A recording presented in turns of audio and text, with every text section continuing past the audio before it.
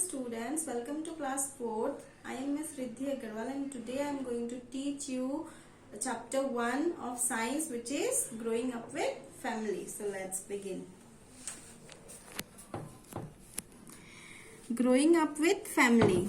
So in this chapter we will learn about young ones of animals and human babies, taking care of babies, adopting babies and animals into the family, the roles of family members in caring for a baby. मतलब इन ये सब चीजों के बारे में हम लोग इस चैप्टर में पढ़ेंगे. ठीक है. See, a stray dog in Reena's neighborhood gave birth to 7 puppies. यानी कि stray dog means stray animals वो होते हैं जो जिनका कोई घर नहीं होता. ठीक है, जिनका कोई घर नहीं होता, जो कि रास्ते में रहते हैं कहीं पे.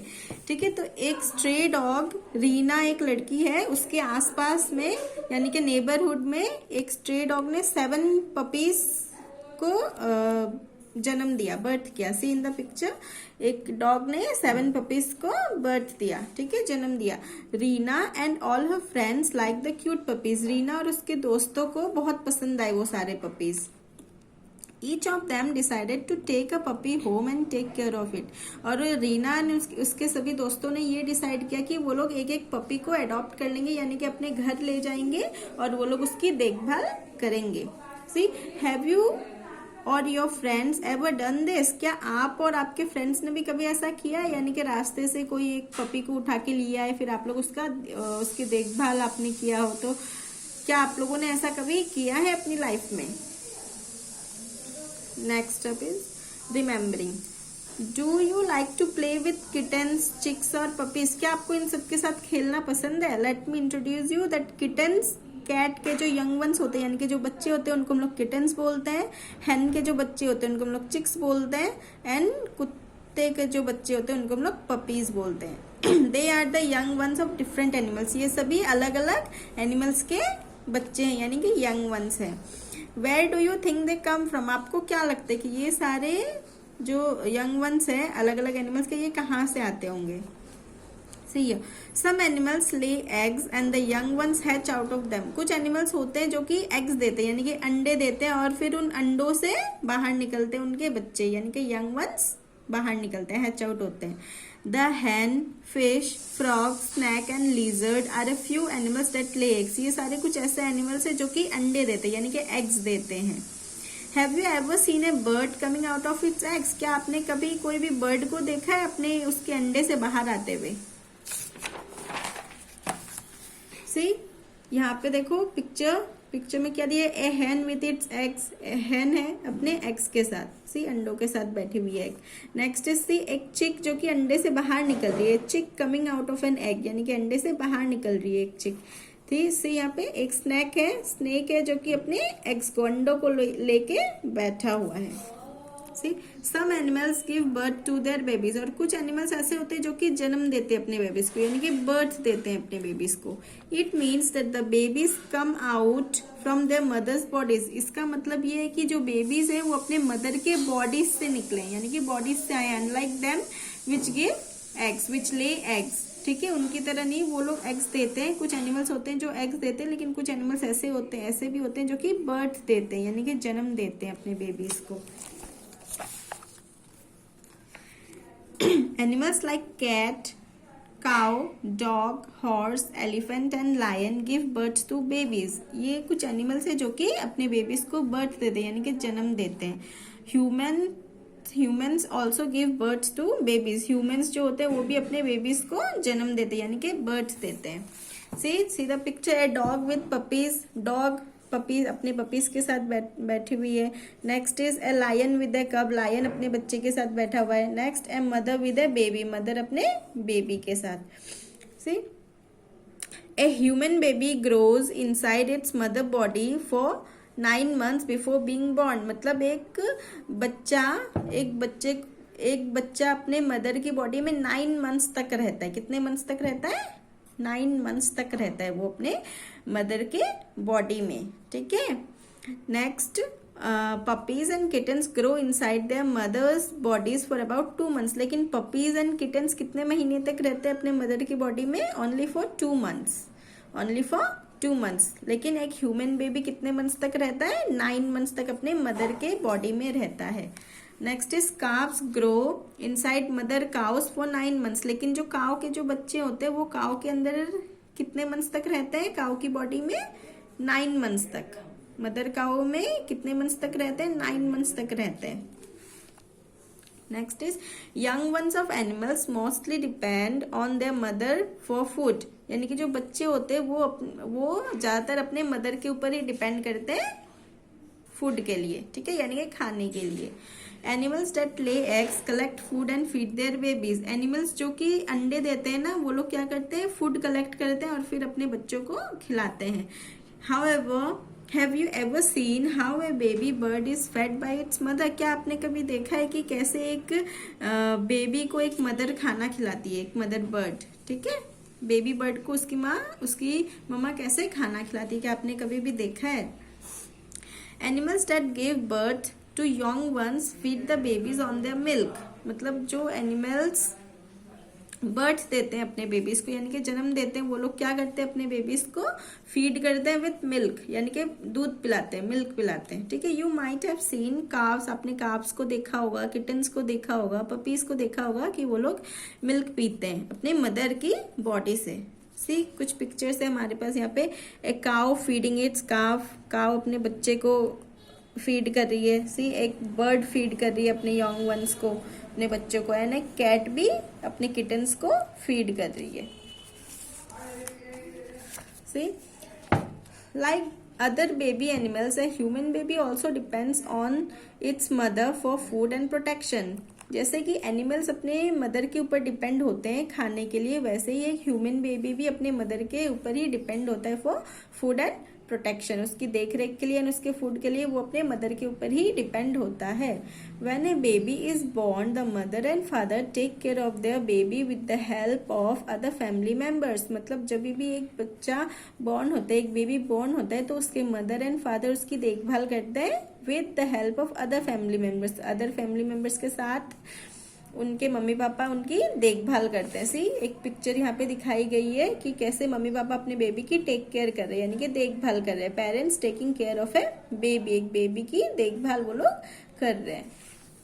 सी babies need a lot of time and care from their parents, babies को बहुत सारा टाइम एंड बहुत सारा केयर चाहिए अपने पेरेंट्स से, ठीक है। Your parents have taken care of you since you were A baby, जब आप छोटे थे, बहुत छोटे थे, तभी आपके पेरेंट्स ने भी आपकी बहुत देखभाल की होगी, यानी कि टेक केयर की होगी आपकी।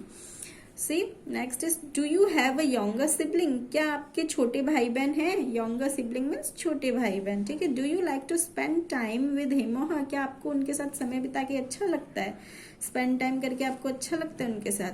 How do you take care of your sibling, आप अपने सिबलिंग की देखभाल कैसे करते हैं? सी यहाँ पे एक पिक्चर है हमारे पास, an older brother spending time with a younger sibling, मतलब एक अपनी छोटी बहन के साथ एक बड़ा ओल्डर ब्रदर, यानी कि एक बड़ा भाई उसका देखभाल कर रहा है उसकी, ठीक है, उसकी देखभाल कर रहा है, उसके साथ टाइम स्पेंड कर रहा है।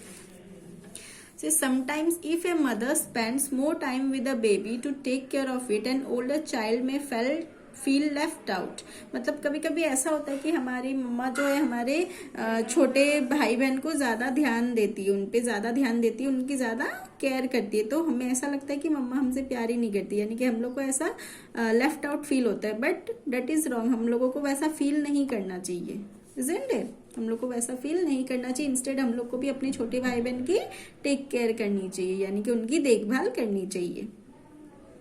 Next is do you know your mother and father were also born as small babies, क्या आपको पता है कि आपके मम्मा पापा भी एक टाइम पे स्मॉल बेबीज थे, यानी कि छोटे बच्चे थे। Their parents too took care of them, उनके पेरेंट्स ने भी उनकी बहुत देखभाल की थी, उनके पेरेंट्स ने भी उनकी बहुत देखभाल की थी। Maybe they went to school when they were small, शायद वो लोग स्कूल भी गए होंगे अपने टाइम पे जब वो लोग छोटे थे, जब वे छोटे थे। They also had homework to do, उनको भी स्कूल से होमवर्क मिलता होगा। They may have played with their friends, वो लोग भी अपने फ्रेंड्स के साथ खेलते होंगे। एंड लर्न्ड न्यू थिंग्स, और अलग अलग नई नई चीजें सीखी होंगी उन्होंने। Their parents even scolded them for being naughty or doing something wrong. उनके भी पेरेंट्स ने उन्हें स्कोल्ड किया होगा, यानी कि डांटा होगा अगर वो लोग कुछ गलती कर देते थे या कुछ बदमाशी करते थे, तब उन लोग के पेरेंट्स ने भी उनको डांटा होगा। यानी कि आपके ग्रैंड पेरेंट्स ने आपके पेरेंट्स को भी डांटा होगा अगर वो लोग कुछ गलती कर देते थे या फिर कोई बदमाशी करते थे तो। They may have fought with their siblings and cried. वो आपके पेरेंट्स भी अपने सिबलिंग्स से लड़ते होंगे और फिर वो रोते भी होंगे, ठीक है। तो ऐसा हुआ होगा उनके साथ भी। Ask your parents what they did when they were kids. आप अपने पेरेंट्स से पूछ सकते हो कि वो लोग क्या किया करते थे जब वे बच्चे थे, ठीक है। सी यहाँ पे एक पिक्चर है कि बेबीज कैसे ग्रो होते हैं, ठीक है। पहले छोटा, फिर थोड़ा सा बड़ा, फिर थोड़ा बड़ा, एंड दिस गोज ऑन। ऐसे करते करते हम लोग बड़े होते हैं, लास्ट में हम लोग ओल्ड हो जाते हैं, ठीक है। सो ये ऐसे ही चलता रहता है। Next see, sometimes the young ones of animals loss their mother. कभी कभी ऐसा होता है कि बच्चे जो है अपने मम्मा को, अपनी मदर को खो देते हैं, यानी कि लॉस कर देते हैं, ठीक है। Have you ever seen small puppies left alone without a mother to look after them. क्या आपने कभी छोटे पपीज को देखा है जिनकी मम्मा नहीं हो तो फिर उनकी देखभाल कौन करता हो? क्या आपने कभी ऐसा देखा है? क्या सोचा है आपने कभी ऐसा कि फिर उनकी देखभाल कौन करेगा अगर उनकी मम्मा नहीं होगी तो? Sometimes some other animals may look after those young ones. लेकिन कभी कभी ऐसा होता है कि उन एनिमल्स की देखभाल कौन करता है? दूसरे एनिमल्स करते हैं। दूसरे एनिमल्स उनके बच्चों की देखभाल करते हैं। Also some people may bring them home and keep them as their pets. और ऐसा भी होता है कि कुछ पीपल जो हैं, कुछ पीपल उनको एज ए पेट अपने घर पे ले आते हैं और अपने घर पे रखते हैं, ठीक है। सो यहाँ पे आपको कुछ एनिमल्स की पिक्चर्स दिखाई दे रही होंगी जो कि अलग अलग बेबीज की देखभाल कर रही हैं, ठीक है।